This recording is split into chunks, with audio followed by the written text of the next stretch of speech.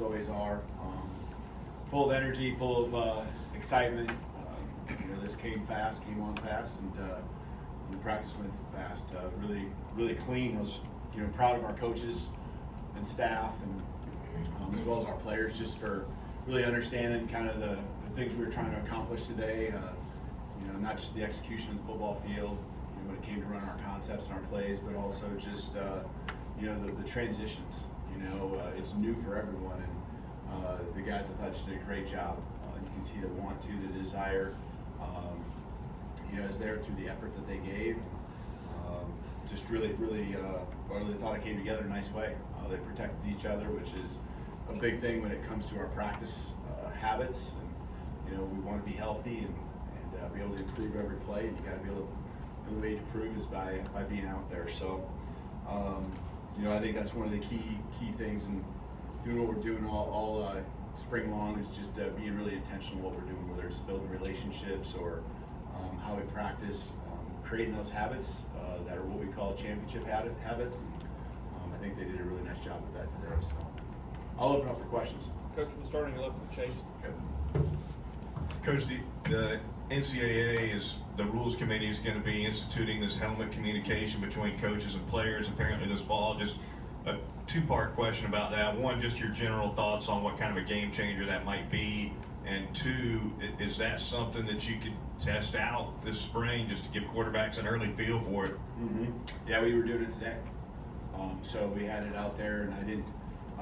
We had with supply and demand across the country, we aren't able to have as many as what the max would be, but we had a couple quarterbacks, and with that in, and I haven't heard any feedback yet. I think early on it was a couple times it was maybe a little hard to hear one way or another. I don't think it was because it was too soft. I think it was actually because it was too loud. But I'm sure that will get tested in our stadium at some point. But I think there's a lot of reasons for it. That I know can be positive. I don't know if it answers all the concerns that you might have when it comes to, I think, some of the things people will say it automatically fixes, and maybe sign stealing and things like that. So, because I think there's other ways where it could go the other way, with being intentional and trying to get a call and being able to echo it through your defensive headset. You could go on and on with that, but it was good. I think the quarterbacks just getting used to it. I saw them a couple of times, putting their hand up to their helmet, just listening, but for the most part it seemed pretty clean. We'll go in the middle with Michael Casagrande. So you've been here a month and a half now. What surprised you most about taking this job, getting off this plane? What did you not expect when you got here? Well, I don't know if it's not that I didn't expect it. The thing I want to give our guys props for is just how open they've been to everything that we've asked them to do. So it doesn't surprise me. They've embraced, all the little differences and nuances that different personalities bring, just different ideas that we have. And it's just been really smooth.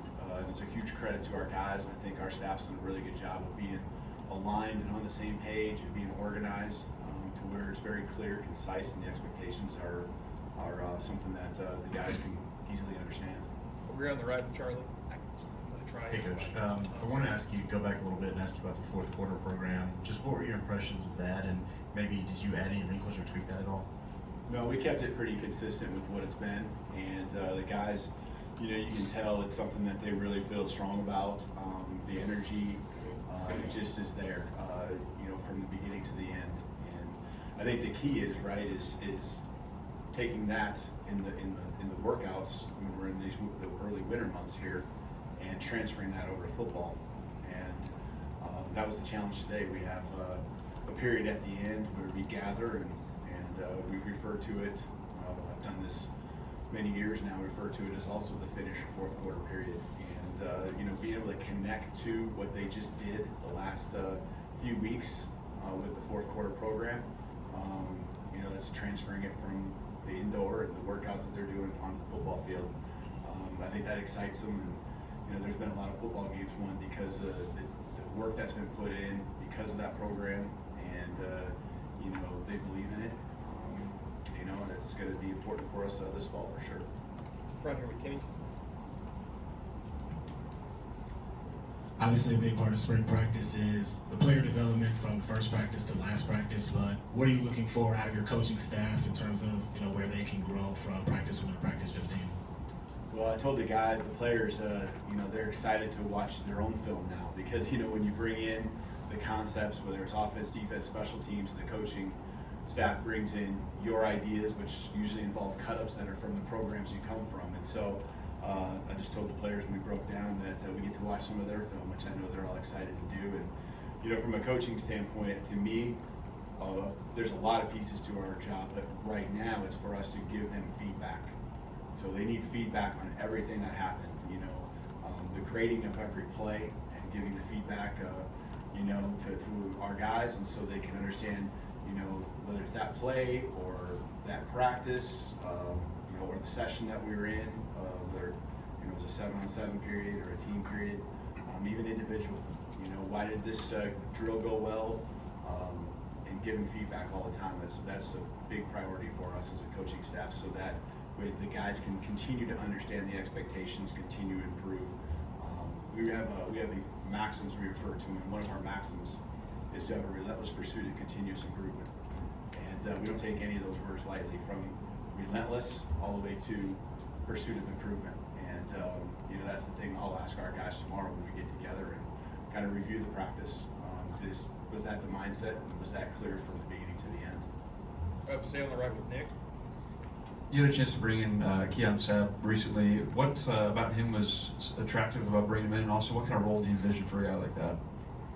Yeah, I mean, you bring a guy like him in to be an impact player for you, and his experiences, not just each and every play, but also the experiences and leadership that as he's here longer and longer that we would expect from him, because of the level that he took his team to, winning a championship.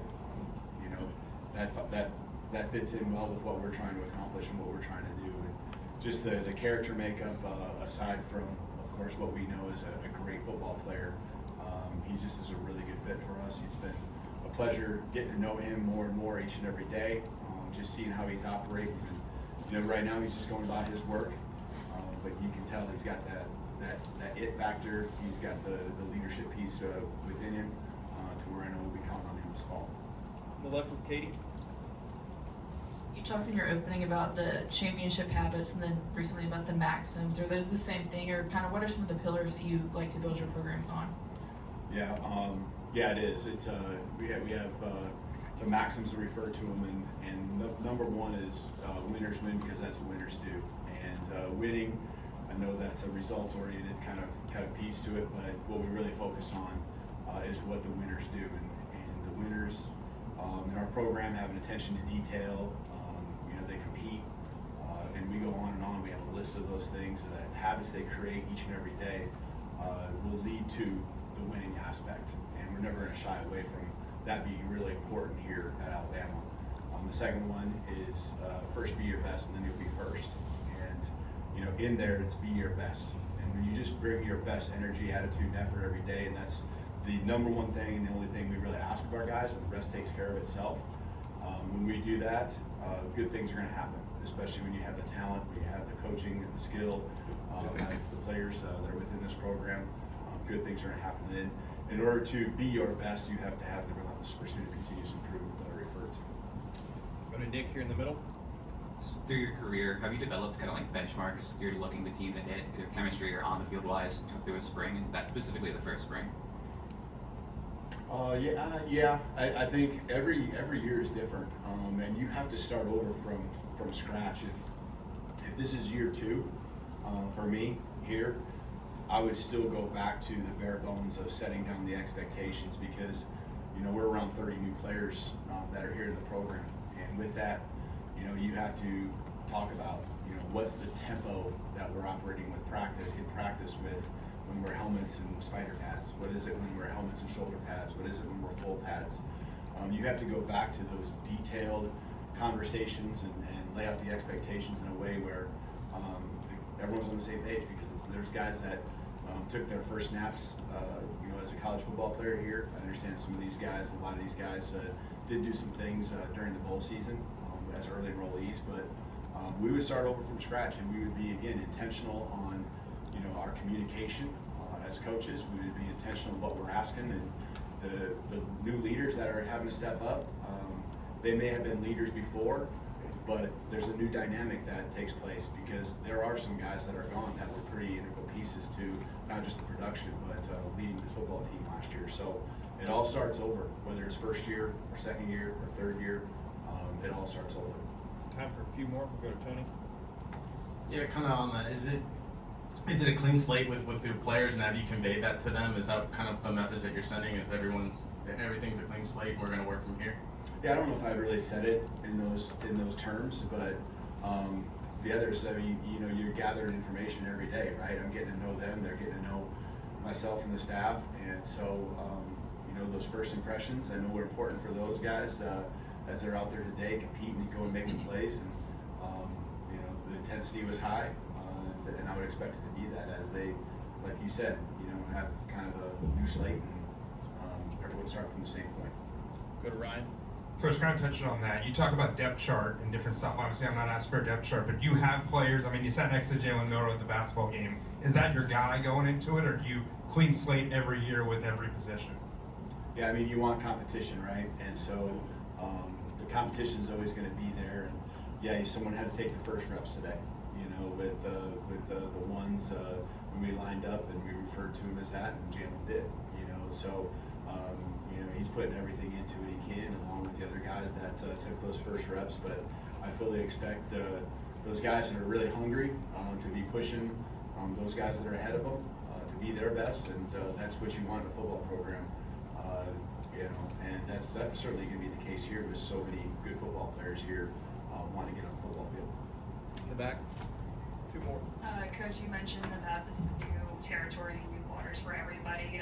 With the players and interactions with your new coaching staff, what was your first overall impressions of them today at practice? Yeah, I think they really take coaching well. We have specific jobs that we call them, or descriptions of what the coach's jobs and players' job are, and we're very, again, intentional. Said that word a lot, but we talk about the coach's jobs being to teach, critique, and demand, and we really talk about the critique part and the demanding part, and so when we're pushing a guy and we're asking more out of him, or we're coaching him up, that's a good thing, because that means we care and we see that potential in them, and that's our job. So I think the guys just really see that and can feel it today. And, from a player standpoint, is to continue to grind and continue to refine what they do and compete each and every play. Okay, we're going to finish up here with Matt. I know I didn't get everybody, but we'll get you next time. How much of today, I guess, how smooth was it seeing just for players, like learning how practices work now, just where drills are and all of that?